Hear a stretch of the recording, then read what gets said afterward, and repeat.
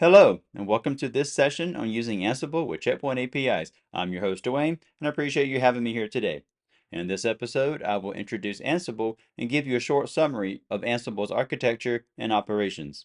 I'll cover a few ways you can install Ansible yourself, including some highlights of using Docker containers.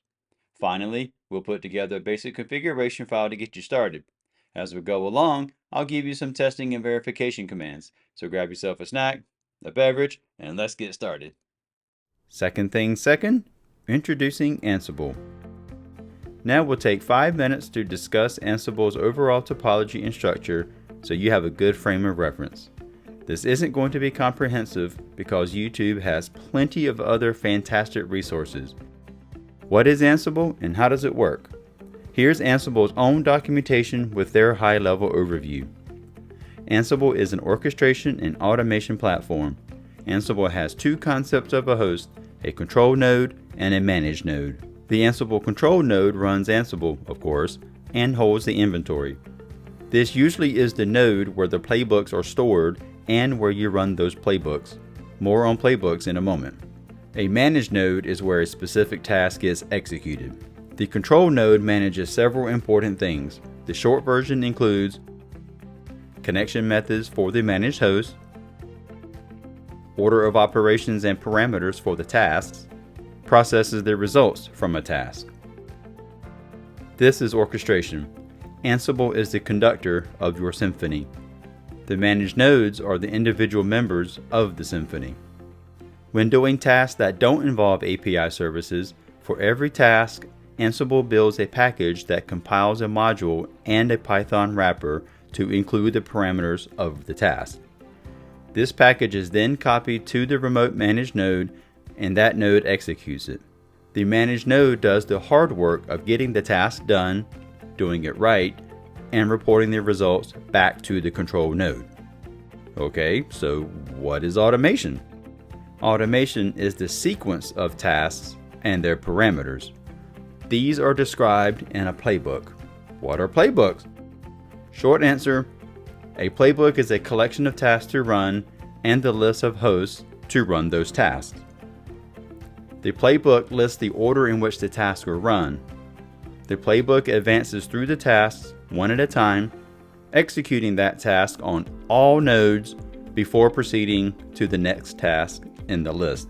If there's a problem, the task and the entire playbook ends, but only for that one managed node. The failed node drops out of the playbook and is removed from all future tasks. If there are multiple managed nodes in the playbook, the control node continues onward with the remaining nodes. This ensures the failed host does not continue with undefined results, which would be a terrible thing. We don't want zombies. That is a short summary of the Ansible concepts of orchestration and automation. If you can keep this basic model in your head, it will serve you well as you go forward.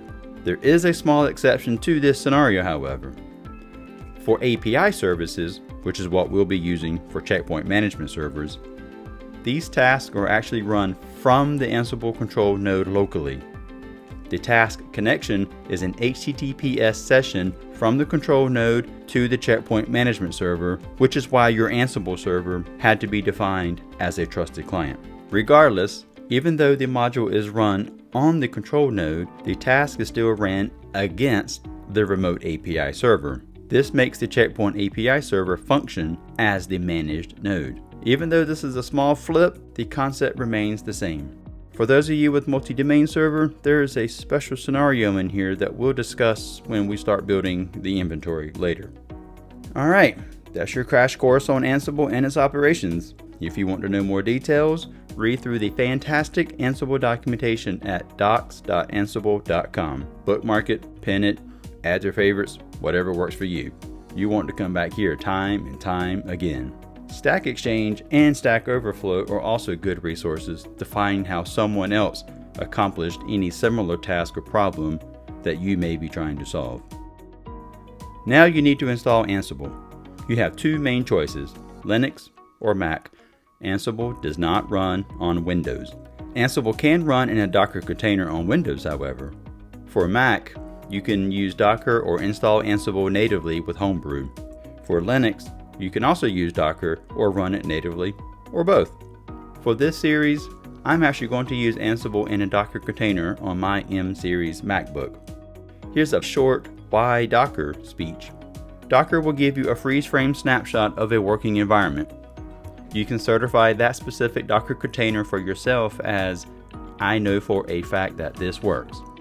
You can lock the container to a specific version of Ansible, Python, and the Ansible modules. Regardless of what updates happen to your underlying host, this container never changes. If you want to test another version of Ansible, Python, or the modules, you can build a new container, then test your playbooks and modules without affecting the known good container. A feature of Docker is that you can map volume paths from your host machine into the container. This lets you keep your volatile items out of the container and access them only when the container runs. My container won't be running all the time. I will run it only when I need to execute a playbook. You could even install Ansible modules outside the container if you wanted, such as if you were developing your own modules or if you wanted to test an unreleased version of vendor modules. I will post my Docker configuration items to the GitHub repo for this series, along with how-to instructions for Mac. You can fetch those to build your own container. Links and info on Docker and all these items will also be in the description below. Okay, Docker speech is done. I said it was short. So how do you install Ansible? Use your Linux distribution's package manager to install Ansible or get yourself a Docker container going. I'm not going to burn time here installing Ansible because the Ansible documentation has that info already, as does YouTube. Feel free to pause here to get your Ansible installed and refresh that beverage. When you're done, come back here and we'll continue with the configuration. Now that you have Ansible, it's time to set up your environment, check the main configuration file, and run your first Ansible command to verify everything. I'll also give you some tips if you're running your Ansible with Docker. So take a bite of that snack and let's get it done.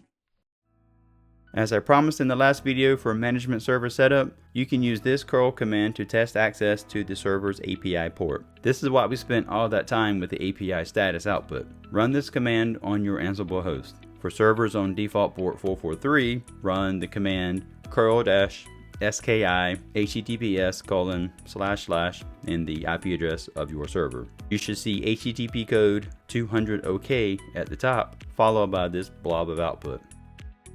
For servers with a different Apache Gaia port, add the port number with the colon and the number. You should still see the same blob of output with the HTTP code 200 at the top.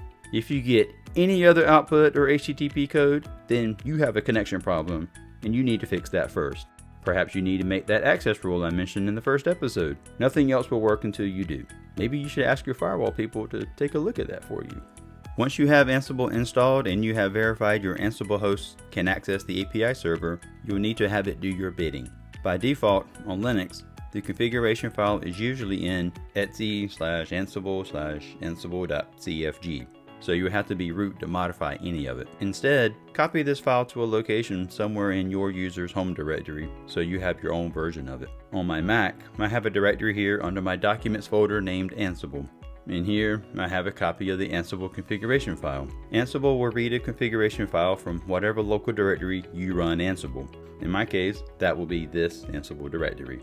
This folder is a mapped volume within my Docker container, so I can use my Mac native tools to edit these files. If you have your favorite app like PyCharm or something else, then feel free to use that here. I also have a directory for the inventory and one for the playbooks. This is the minimum you need to get started. In fact, for a long time, this is all you will ever need. Editing a configuration file can be an overwhelming task, but honestly, almost everything here can be commented out and left disabled, and we can just rely on Ansible's defaults. However, you can help yourself a little bit if you uncomment one specific line, and here it is, inventory. This is the full path name to the file containing your inventory. If we didn't use this, then we have to add a command line option every time we run Ansible. This just gets needlessly repetitive, so do it once here and be done with it. I do want to call out one thing. If you're using Docker, the paths in this file are relative to the container. These are not relative to your Docker host. Go ahead and uncomment this line and save the file. Now run your first Ansible command to verify your configuration. Ansible --version. You'll run this again from time to time to verify the current state of affairs. Here you can see where Ansible found its configuration and the path to the collections. Collections? What's that? Well, glad you asked. Collections are how Ansible stores and categorizes several reusable items. The most important of these items are the module packages. We often say modules, but Ansible refers to the group of modules as collections. Collections are the packages you download and install, just like a yum or apt-get repository for Linux. Some modules, like the checkpoint and Azure modules, require some additional supporting items. These additional items are included in the collections. Collections can contain more than just modules, but we'll save those for another day. I didn't go into detail earlier when discussing the inventory, and that was on purpose. We'll cover that next in its own video as we start building your inventory. Okay, Ansible's installed and configured. You're doing great. Be sure to hit that subscribe button below so you know when new content is available. Please click the thumbs up button and leave a comment to let me and others know how this video helped you. Be sure to tell your friends and share this with anyone you like. Join me in the next video and we'll go over the Ansible inventory plus get our first look at YAML.